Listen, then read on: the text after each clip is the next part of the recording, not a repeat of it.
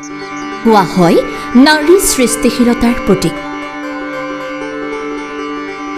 প্ৰতিগৰাকী নাৰীৰ মাজত নিহিত এই সৃষ্টিশীলতাৰ অদম্য শক্তিক কৰ্ম সংস্কৃতিলৈ ৰূপান্তৰ ঘটাই বৰপেটাত আৰম্ভ হৈছে আত্মপ্ৰতিষ্ঠাৰ এক সেন্দুৰীয়া সংগ্ৰামৰ।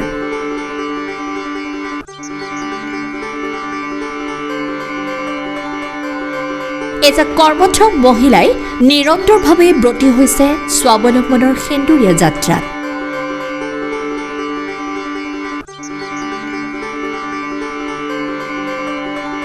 পাকঘৰতে আবদ্ধ নাথাকি স্বনিৰ্ভৰশীল হৈছে এই মহিলাকেইগৰাকী।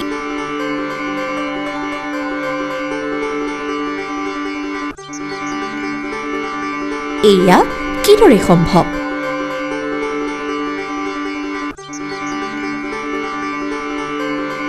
শুনো আহকচোন তেওঁলোকৰ মুখেৰে কিছু কথা।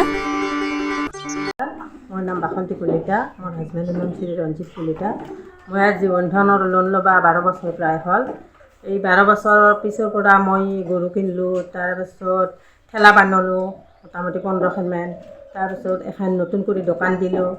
গতিকে এই বন্ধনৰ পৰা মই বহুত উপকাৰো পাইছোঁ আৰু ভৱিষ্যতো ল'ম বুলি ভাবি আছোঁ। গাই গৰু আপোনাৰ আৰু গৰু মোৰ 8টা, গাই গৰু 8টা। বন্ধনৰ পৰাই লৈছোঁ। তাৰপিছত আৰু বাচ্চা আছে 3টা। তাৰপিছত গাখীৰ 20-30 লিটাৰ হয় দিনে, প্ৰত্যেক দিনে। গাখীৰটো ঘৰুৱা মানুহে লয়, বাচ্চা ছোৱালীক খুৱায়, ঘৰুৱা মানুহে গাখীৰটো লয়, দেউতাকে দিবা যায়। গৰুৰ পৰা মোৰ উপকাৰো হৈছে, ঘৰো চলি আছে, দোকানো চলি আছোঁ, মানুহো চলি আছোঁ।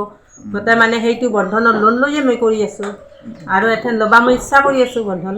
ইয়াৰ পৰাই আপুনি লোন উপকাৰ হৈছে, ইয়াৰ পৰা লোন তুলিব পাৰিব? লোন ল'ম আৰু। নমস্কাৰ।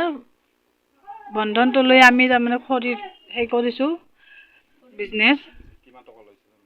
আমি এইবাৰ 90,000 লৈছিলোঁ আৰু মোৰ ল'ব 5 বছৰমান হ'ল। হৈ দিয়ক। আৰু অলপ শ্ৰী শিৱানী দাস আৰু হাজবেণ্ডৰ নাম শ্ৰী গুণজিৎ দাস।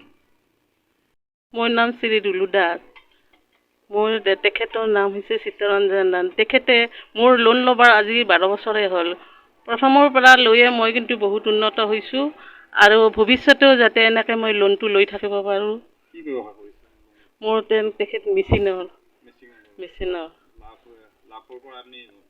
অলপ মানে উন্নত হৈছোঁ আৰু এই লোনটো লৈ দি আছোঁ।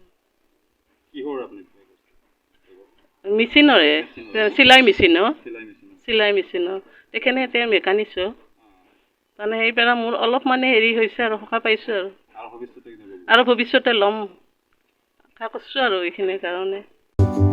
ইচ্ছা থাকিলে উপায় ওলায়। কৰ্ম কৰি আত্মসন্মানেৰে জীয়াই থাকিব খোজা ব্যক্তি এজনৰ বাবে জীৱন সংগ্ৰাম নিশ্চয় থাকিব, কিন্তু জীয়াই থকাৰ পথবোৰ কেতিয়াও বন্ধ নহয়। আপুনি যদি আত্মনিৰ্ভৰশীল হৈ জীয়াই থাকিব খুজিছে, তেন্তে আপোনাৰ ওচৰত বহু পথ খোলা আছে।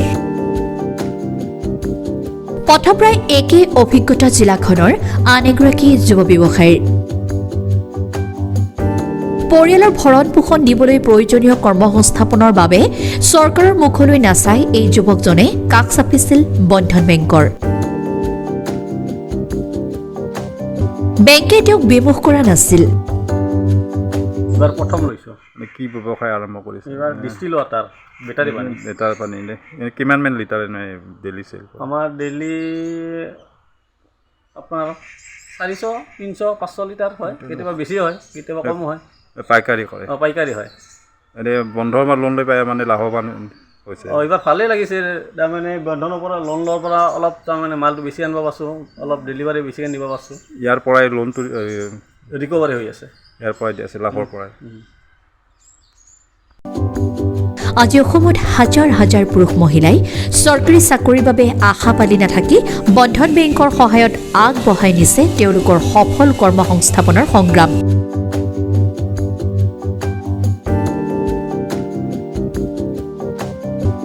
আপুনি যদি কৰ্মসংস্কৃতিত বিশ্বাসী, তেন্তে পলম নকৰিব।